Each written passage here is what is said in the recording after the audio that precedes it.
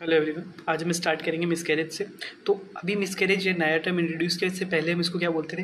इससे पहले हम इसको अबॉर्शन बोला करते थे। ठीक है, अबॉर्शन अभी भी बोलते हैं, बट जो न्यू साइंटिफिक टर्म आया है उसको मिसकैरेज बोला जाता है। ठीक है, तो अब मिसकैरेज का मतलब होता है कि किसी भी प्रेगनेंसी का loss which occurs less than 20 week of gestation. मतलब 20 वीक ऑफ गेस्टेशन से पहले अगर किसी प्रेगनेंसी का लॉस होता है तो उसको मिसकैरेज में हम डाल देते हैं। ठीक है, अब इसमें हम बात करते हैं तो इसका जो ये डेफिनेशन है, ठीक है, ये हर जगह पे अलग अलग है। तो WHO ने इसका डेफिनेशन दिया, वो क्या है कि any pregnancy loss which occurs when foetus is less than 500 gram. ठीक है, अभी WHO ने दिया है क्योंकि जो पीरियड ऑफ वायबिलिटी है वो हर जगह पे अलग अलग है। जैसे हम बात करते हैं कि इंडिया एक डेवलपिंग कंट्री है, तो यहाँ पे जो पीरियड ऑफ वायबिलिटी है वो कितना है? 28 वीक। ठीक है, क्योंकि यहाँ पे अब पीरियड ऑफ वायबिलिटी क्या होता है कि जो फीटस है, ठीक है, वो आउटसाइड द वूम वहाँ पे सर्वाइव कर सकता है। ठीक है, जब अगर उनको मतलब एक माँ की जो वूम है उससे निकाल देंगे तो वहाँ पे वो सर्वाइव कर जाएगा। ठीक है, मतलब माँ के पेट से अगर निकाल के हम उसको बाहर रखते हैं तो वहाँ पे वो सर्वाइव कर जाएगा। तो वो कितना है पीरियड ऑफ एबिलिटी? इंडिया में 28 वीक है। अब जैसे हम बात करेंगे कि जो डेवलप कंट्री है लाइक USA वगैरह, तो वहाँ पे उसको 22-24 वीक वहाँ तक भी आ जाता है वो। ठीक है, तो वहाँ पे भी उसको क्या करते हैं, वो वहाँ पे उसको सर्वाइव कर ले जाते हैं। ठीक है, तो वाइबिलिटी का पीरियड अलग अलग है। इसलिए जो WHO ने जो डेफिनेशन दिया वो कितना है कि any pregnancy loss which occurs when foetus is less than 500 gram. Okay, तो अब एक और चीज़ इसमें आती है कि इंट्रा यूट्राइन डेथ। ठीक है, अब इंट्रा यूट्राइन डेथ मतलब इसमें नाम में ही आ रहा है। ठीक है, मतलब इंट्रा यूट्राइन, तो इंट्रा का मतलब हो गया इनसाइड, और यूट्राइन मतलब यूट्रस और कोई भी डेथ हो रहा है जो। ठीक है, मतलब यूट्रस के अंदर जो कोई भी डेथ हो रहा है।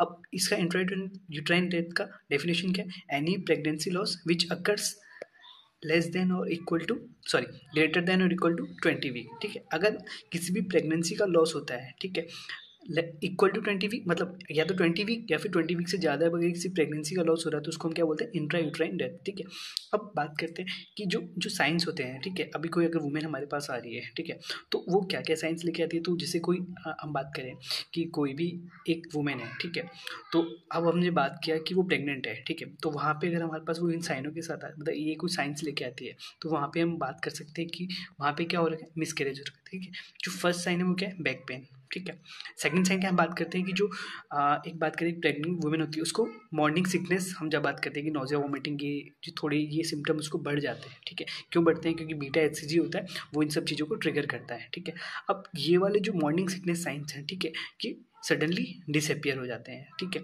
फिर हम बात करेंगे कि उसके जो वेजाइना है, ठीक है, वहाँ से क्या हो रहा है? कुछ टिश्यू पास हो रहे हैं। ठीक है, अब हम बात करते हैं कि जो हम बात करते हैं कि जो प्रेगनेंसी वाला टाइम होता है, ठीक है, वहाँ पे स्पॉटिंग और ये वेजाइनल ब्लीडिंग नहीं होनी चाहिए। ठीक है, तो वहाँ पे सडनली क्या स्पॉटिंग या फिर वेजाइनल ब्लीडिंग स्टार्ट हो जाए, या फिर कुछ क्लॉट्स निकल रहे हैं। ठीक है, वैसे हम जैसे बात करते हैं कि नॉर्मल जो पीरियड्स होता है, अब ये वाला जो मोर क्लॉट्स देन रेगुलर पीरियड, ये बात किसके लिए आती है कि कोई ऐसी वुमेन है, ठीक है, जिसको पता ही नहीं है कि वो प्रेग्नेंट है। ठीक है, अब बात कर रहे हैं कि कोई स्पॉन्टेनियस प्रेगनेंसी है, ठीक है, उसको उसने यूपीटी नहीं किया, उसको नहीं पता है। अब वो तो ये सोच के चलिए कि जैसे हम बात करते हैं PCOS वगैरह में कि 1 महीने से ज़्यादा, मतलब जो हम बात करते हैं कि वहाँ पे जो पीरियड्स होते हैं इरेगुलर होते हैं, कि जो नॉर्मल हमारी साइकिल होती है 28 से 32 डेज़ की, उससे वो थोड़ा वेरी करता है। ठीक है, तो वहाँ पे उनको 1 महीने 2 महीने ऐसे पीरियड्स आते हैं। तो वहाँ पे क्या हुआ कि अगर वहाँ पे ये चीज़ हो रही है, ठीक है, तो वो क्या सोचेंगे कि हम तो हमारा PCOS है।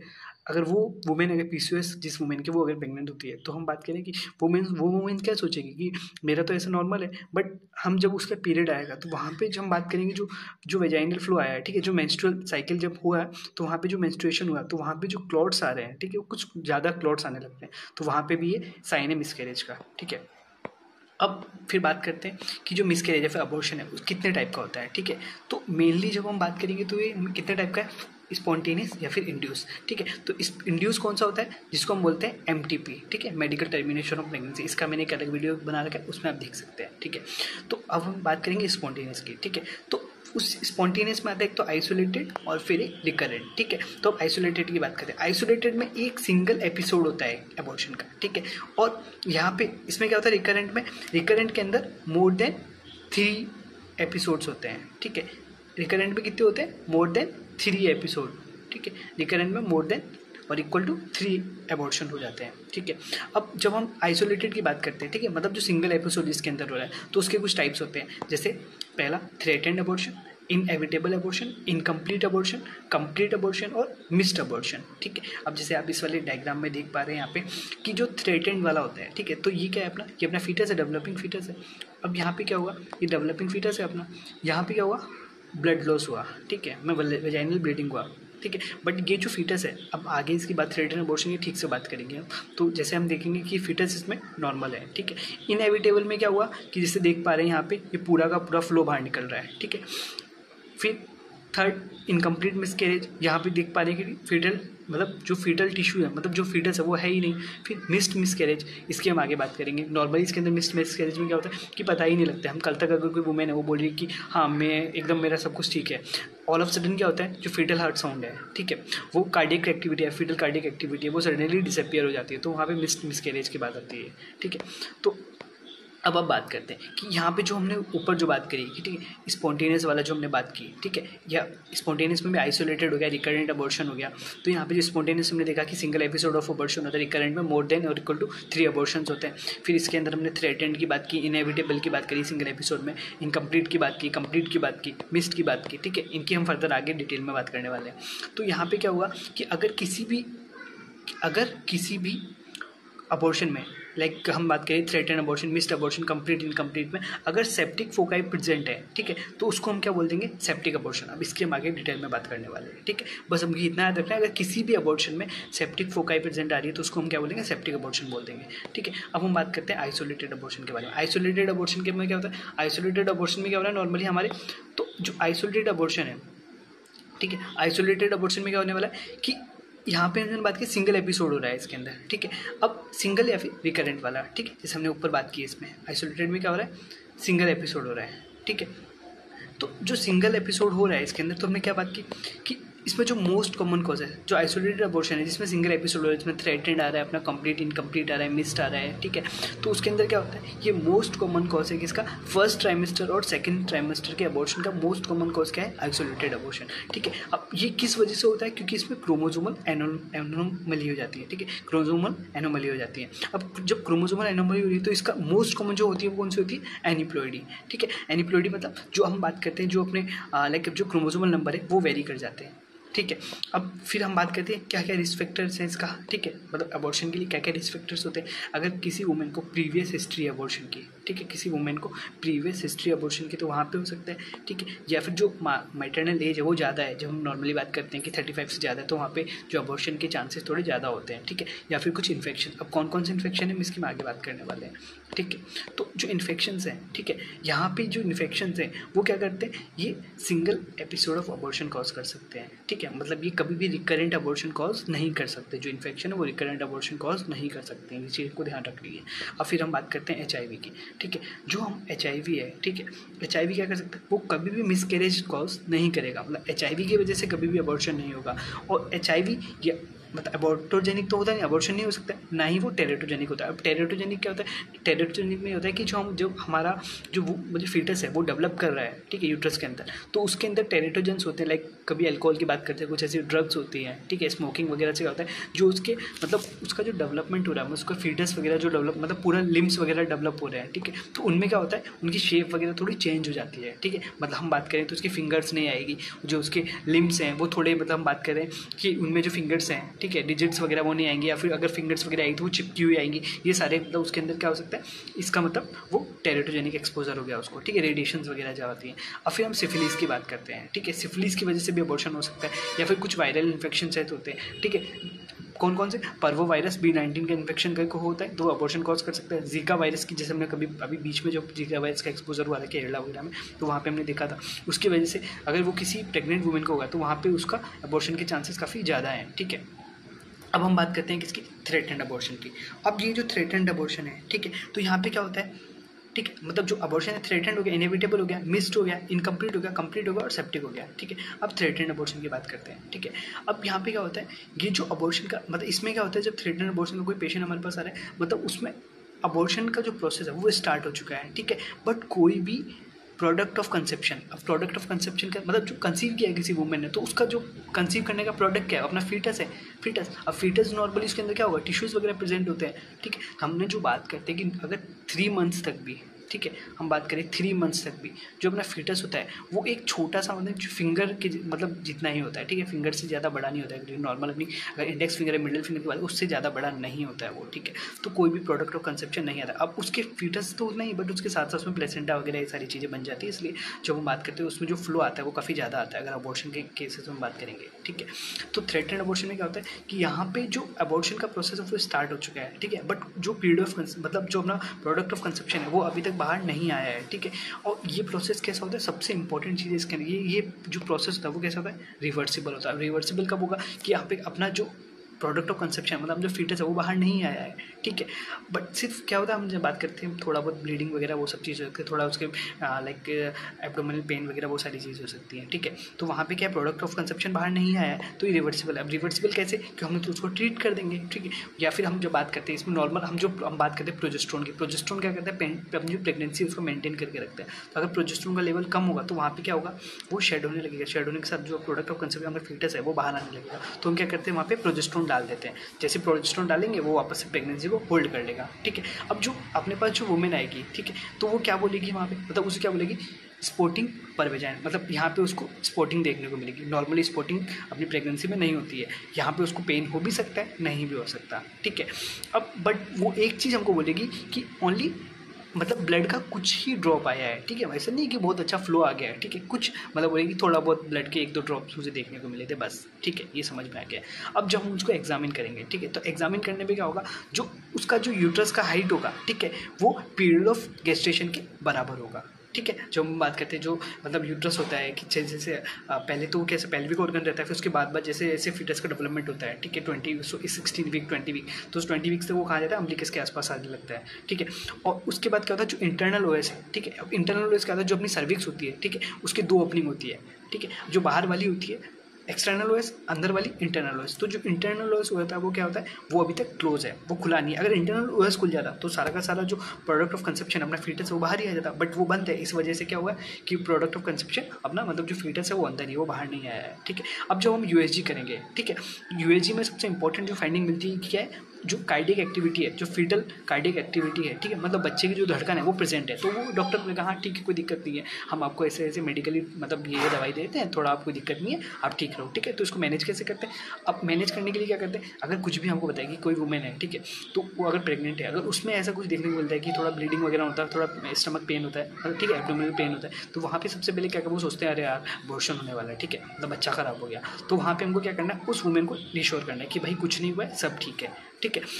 बट सबसे इंपॉर्टेंट चीज़ कि इंटरकोर्स को अवॉइड करो, ठीक है, और अगर कुछ ज़रूरत है तो वहाँ पे प्रोजेस्टेरोन दे दो, ठीक है। तो सबसे इंपॉर्टेंट कि उसको रिश्योर कर दो, उसको बोलो कि भाई कुछ भी इंटरकोर्स जैसा ऐसा कुछ मत करो अभी थोड़े दिन, उसके बाद अगर प्रोजेस्टेरोन का नीड है तो उसको दे दो। अब यहाँ पे जो HCG का इंजेक्शन है वो नहीं देते, इस चीज़ का उनको ध्यान रखना है, ठीक है। मतलब थ्रेटेंड अबॉर्शन के केस में कभी भी हम HCG का इंजेक्शन नहीं देते, ठीक है। फिर हम बात करते हैं इनएविटेबल अबॉर्शन की। अब इनएविटेबल का नाम से पता लग रहा है कि जिसको हम रोक नहीं सकते हैं, ठीक है। तो अब इसमें क्या होता है, यहाँ पे अबॉर्शन प्रोसेस स्टार्ट हो चुका है, जो अपना प्रोडक्ट ऑफ कंसेप्शन है वो बाहर आ चुके हैं। अब बाहर कहाँ से, वेजाइना के थ्रू ही बाहर आएंगे, और ये क्या है इरिवर्सिबल, क्योंकि जो प्रोडक्ट है अपना कंसेप्शन का वो बाहर आ गया, तो भाई अब किस चीज़ से हम उसको वापस तो डाल नहीं सकते हैं, तो वहाँ पे क्या होगा, ये इरिवर्सिबल होगा। अब यहाँ पे जो पेशेंट आएगा वो क्या बोलेगा, वो बोलेगा कि डॉक्टर साहब मेरे ब्लीडिंग हो रहा है, मेरे पेट में दर्द है, ठीक है। उसके बाद वो ये बोलेगी कि मेरा मतलब जो प्रोडक्ट ऑफ कंसेप्शन है उसका कोई भी ऐसा मतलब उसने ऐसा नहीं देखा है कि उसके वेजाइना से प्रोडक्ट ऑफ कंसेप्शन, वो बोलेगी कि अब प्रोडक्ट ऑफ कंसेप्शन उस पेशेंट को तो नहीं पता है, वो हमको क्या बोलेगा कि मेरे यहाँ पे कुछ भी ऐसा मतलब खून मतलब वो बोलेगी कि ऐसा क्लॉट जैसा कुछ भी अब मेरी मतलब ब्लीडिंग में बाहर नहीं आया है, ठीक है, मतलब धक्के बाहर नहीं आए, वो सीधा सीधा ये बोलेगी, ठीक है। अब फिर उसके बाद जब हम एग्जामिन करेंगे तो वहाँ पे क्या होगा, जो यूट्रस की साइज होगी, ठीक है, वो पीरियड ऑफ गेस्टेशन के बराबर होगी, ठीक है, और इसका इंटरनल ओएस ओपन होगा, ठीक है। अब इंटरनल ओएस ओपन हो चुका है, तभी तो वहाँ पे क्या देखना हमको मिला, ब्लीडिंग देखने को मिला है, ठीक है। अब जब हम यूएसजी में देखेंगे तो वहाँ पे हमको कार्डियक एक्टिविटी एब्सेंट मिलेगी, ठीक है। अब जो थ्रेटेंड वाला था उसके अंदर क्या था, थ्रेटेंड वाले में हमको कार्डियक एक्टिविटी प्रेजेंट थी, तो इसलिए हमने क्या करा उसको, क्योंकि तभी तो रिवर्सिबल था। अब जब इनएविटेबल की बात करी तो वहाँ पे कार्डियक एक्टिविटी एब्सेंट है। अब जब बच्चे में धड़कन ही नहीं है तो हमको क्या करेंगे बचा के, ठीक है। इस वजह से अब उसको मैनेज कैसे करने वाले हैं, ठीक है। अब बच्चे में धड़कन तो है नहीं, तो हमको क्या करेंगे, जो अबॉर्शन है उसको हम मतलब बोलेंगे भाई सीधा सीधा वो अबॉर्शन करना पड़ेगा, ठीक है। जितना जल्दी हो सके उतना जल्दी अबॉर्शन करो, मतलब बच्चे का जो जो भी मतलब बच्चे की जो फीटस है उसको बाहर निकालो। अब कैसे करेंगे, या तो मेडिकल में करेंगे हम उसको, या फिर सक्शन एवोल्यूशन करते हैं। अब मेडिकल में कैसे करते हैं हम, मिफिप्रोस्टोन या फिर मीसोप्रोस्टोल ये सारी मतलब दवाइयाँ देते हैं, और दवाइयों से हम वहीं पे तो वो देके और बोलते हैं कि भाई ये दवाइयाँ ले लो और आप इससे हो जाएगा आपका, या फिर सक्शन एवोल्यूशन कर लो। अब यहाँ पे क्या आता है कि अगर वो फीटस ठीक है लेस देन 49 डेज़ का है, ठीक है, मतलब 49 डेज़ 50 दिन से जितना कम का रहेगा उतना, मतलब अगर 30 दिन का है कोई, ठीक है, हम नॉर्मल बात करें 4 वीक्स का है, ठीक है, तो 4 वीक्स वाला थोड़ा ज़्यादा आसान रहेगा, 2 वीक्स वाला थोड़ा और ज़्यादा आसान रहेगा।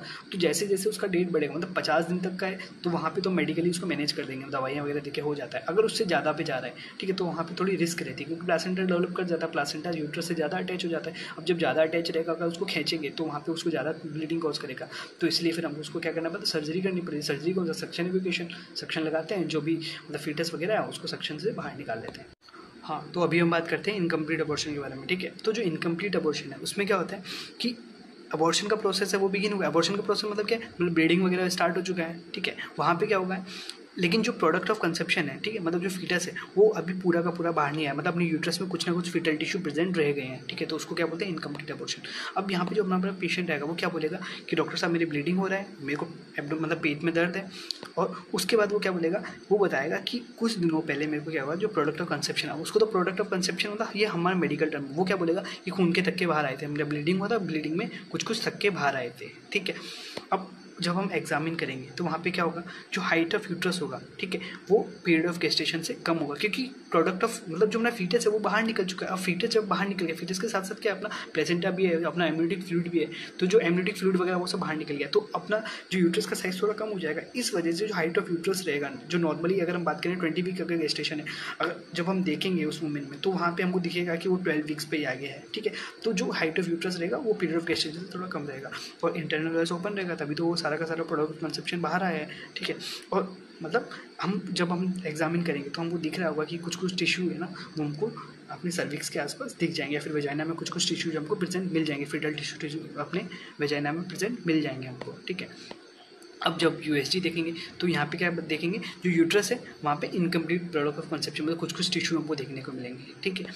अब जब इसका मैनेजमेंट कैसे होगा, अब भाई कुछ टिश्यूज प्रेजेंट रह गए हैं, ठीक है, तो वहाँ पे अगर जो पेशेंट है उसमें ब्लीडिंग मतलब ब्लड लॉस काफ़ी ज़्यादा होगा, ठीक है, तो जब ब्लड लॉस ज़्यादा होगा तो वो पेशेंट शॉक में जा सकता है। अगर वो शॉक में चला गया तो उसके वाइटल्स को मतलब मेंटेन करके रखना है। वाइटल्स मतलब अपना बीपी हो गया, पल्स हो गया, ठीक है, रेस्पिरेटरी रेट वगैरह या टेम्परेचर वगैरह इनको हमको मेंटेन करके रखना है, ठीक है। और जो अबॉर्शन है मतलब जो प्रोडक्ट ऑफ कंसेप्शन जो उसके अंदर रह गया, ठीक है, जो टिश्यूज़ वगैरह तो उसको जल्दी से जल्दी हमको बाहर निकालना है। अब बाहर कैसे निकालेंगे, सक्शन एवोल्यूशन करके, या फिर अब नॉर्मली हम क्योंकि यहाँ पे वो टैबलेट लेके मतलब जो हुआ है या तो उसने टैबलेट से हुआ है या फिर नॉर्मली हुआ है, तो हम उसको टैबलेट तो देंगे नहीं, सक्शन एवोल्यूशन करेंगे और सारा का सारा बाहर निकाल देंगे, ठीक है। अब हम कंप्लीट अबॉर्शन के बारे में बात करते हैं। कंप्लीट नाम से पता लग रहा है कि सारा का सारा मतलब कंप्लीटली अबॉर्ट हो चुका है।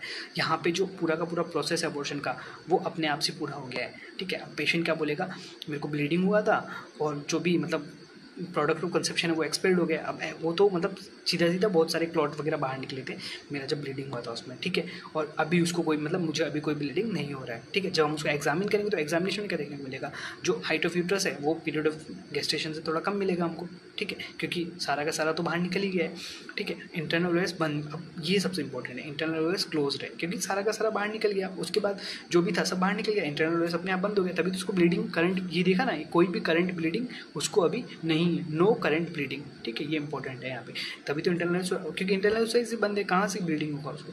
जब हम यूएसजी देखेंगे तो मतलब वहाँ पे क्या देखने को मिलेगा हमको देखने को मिलेगा एम्प्टी यूट्रस, यूट्रस के अंदर कुछ भी नहीं है, ठीक है। अब उसको मैनेज कैसे करेंगे भाई, सीधा बोलो रिश्योर हो, हाँ कोई दिक्कत नहीं है, आपका सारा का सारा यूट्रस एकदम एम्प्टी है, आपको कोई दिक्कत नहीं है। और अगर हमको देखा कि मदर RH नेगेटिव है तो वहाँ पे हमको एंटी दे देंगे उसको, ठीक है। अब फिर बात करते हैं मिस्ड अबॉर्शन। अब मिस्ड अबॉर्शन में क्या होता है, यहाँ पे जो फीटस है, ठीक है, उसका इंट्रा यूट्राइन डेथ हो जाता है। अब इंट्रा यूट्राइन डेथ हमने ऊपर बात कर चुके हैं, ठीक है, greater than equal to 20 weeks पे होता है, तो उसको क्या बोलते हैं हम, इंट्रा यूट्राइन डेथ, ठीक है। Intra uterine death of the embryo विच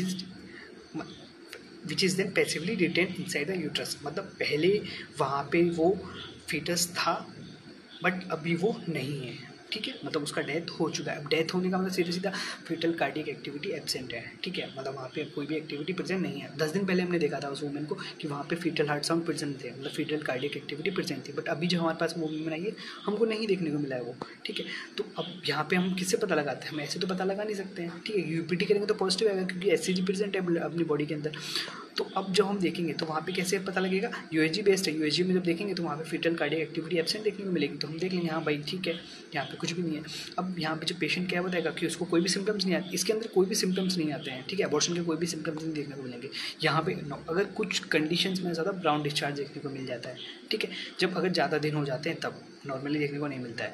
और जब हम एग्जामिन करेंगे तो यहाँ पे क्या होगा, जो हाइट ऑफ यूट्रस होगा वो less than equal to period of gestation देखने को मिलेगा, ठीक है। इंटरनल उसका क्लोज होगा, क्लोज तभी तो ब्लीडिंग वगैरह नहीं हुआ है, ठीक है। जब यूएसजी में हम देखेंगे तो वहाँ पे अब ये यहाँ पे जो इंपॉर्टेंट टर्म्स आती हैं, ठीक है, मिस्ड अबॉर्शन के लिए वो सबसे ज़्यादा इंपॉर्टेंट क्या है, हम यूज़ का यूएसजी फाइंडिंग। अब पहला फाइंडिंग क्या है, जो उसका मीन सेक डायमीटर है, ठीक है, वो ग्रेटर देन और इक्वल टू 25 मिलीमीटर होता है, ठीक है, और साथ साथ कोई भी फिटल पोल देखने को हमको नहीं मिलता है, ठीक है। सेकंड केस में क्या मतलब, या फिर जो क्राउन ड्रम लेंथ है, ठीक है, वो ग्रेटर देन और इक्वल टू 7 मिलीमीटर देखने को मिलती है और फीटल कार्डियक एक्टिविटी एब्सेंट होती है, ठीक है। और थर्ड, कार्डियक एक्टिविटी प्रेजेंट होती है पहले, ठीक है, जो कार्डियक एक्टिविटी वो पहले प्रेजेंट थी बट अभी एब्सेंट है, अब देखने को नहीं मिल रही है, ठीक है। अब इसको मैनेज कैसे करेंगे भाई, सीधा सीधा फीटल हार्ट साउंड है, फीटल कार्डियक एक्टिविटी एब्सेंट है, मतलब बच्चे में धड़कन नहीं है, तो हमको उसको मेडिकली अबॉर्ट कर सकते हैं या फिर सक्शन एवोकेशन कर सकते हैं। मेडिकली अबॉर्ट तब करते हैं तब वो थोड़ा लाइक हम बात करें 50 डेज तक का है, ठीक है, तो 50 डेज तक में हम क्या करें, मेडिकली अबॉर्ट कर देते हैं।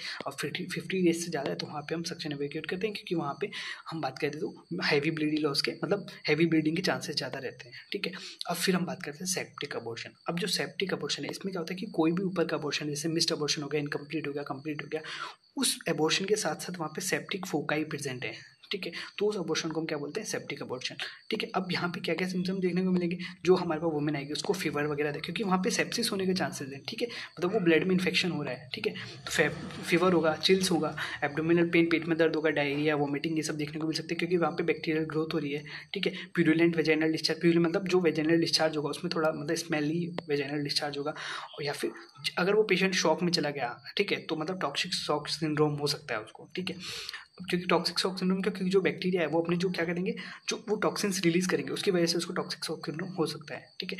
अब जब हम सेप्टिक अबॉर्शन की ग्रेडिंग की बात करते हैं, ठीक है, तो ग्रेड 1 में क्या होता है, ग्रेड 1 में जो उसका इन्फेक्शन होता है, ठीक है, ग्रेड 1 में इन्फेक्शन है वो सिर्फ यूट्रस तक रहता है। ग्रेड 2 के अंदर वो क्या करता है कि यूट्रस के बाद वो बाहर के पेल्विक ऑर्गन्स में जाएगा, उनके पास चला जाएगा, ठीक है। ग्रेड 3 में क्या हो सकता है, उसको पेरिटोनाइटिस हो सकता है, रीनल फेलियर हो सकता है, या फिर वो पेशेंट शॉक में जा सकता है। शॉक में जैसे हमने बात करी कि कौन सी, टॉक्सिक शॉक सिंड्रोम, ठीक है। अब भाई इतना सब कुछ बात कर लिया, हम इसके मैनेजमेंट की भी बात कर ली, लेकिन ओवरऑल अगर हम बात करें कि हम मिसकैरेज को कैसे प्रिवेंट कर सकते हैं, तो उसके लिए सीधा सीधा है कि जो वुमेन्स हैं उसको हम क्या बोलेंगे भाई, कोई भी फीमेल है, ठीक है भाई, इनफ कि अगर आप प्रेग्नेंट है तो आप प्रॉपर नींद लें, रेगुलर एक्सरसाइज करें, लाइट एक्सरसाइज करें, और सी फूड को अपनी डाइट में ऐड कर वो नॉन वेजिटेरियन है, क्योंकि यहाँ पे क्या होता है कि कुछ कुछ ऐसे एलिमेंट्स होते हैं वो हमको सी फूड से ही मिलते हैं, ठीक है। या फिर और हम बात करें कि जो वेट अगर आपको गेन करना है तो स्मार्टली वेट अपना वेट गेन करो, ठीक है। हम बात करते हैं 10 से 12 जो kg वेट होता है अपना, वो प्रेगनेंसी में बढ़ता है, ठीक है। तो उस वेट को हम थोड़ा एक लिमिटेड, जैसे हमने फर्स्ट ट्राइमेस्टर में इतना, सेकंड में इतना, थर्ड में इतना, ऐसे करें, ऐसे नहीं एक साथ ही हमने वेट अपना बढ़ा लिया है, ठीक है। और एल्कोहल और लाइक सिगरेट वगैरह का हमको कंजप्शन नहीं करना चाहिए, या फिर कैफीन वगैरह भी हमको इंटेक नहीं करना चाहिए। स्मोकिंग तो हमको अवॉइड करना ही है, और हेल्दी फूड और न्यूट्रिशियस डाइट लेनी चाहिए, ठीक है। ये हमने बात कर ली है। फिर अब इसके बाद जब हम बात करें, ठीक है, ये हमने सारा का सारा बात कर लिया कि कैसे कैसे प्रिवेंट करना है, तो यहाँ पे MTP वगैरह की बात आती है, तो ये हमने मेरे पहले वीडियो बना रखे, ठीक है। तो इस वीडियो के लिए इतना ही, थैंक यू।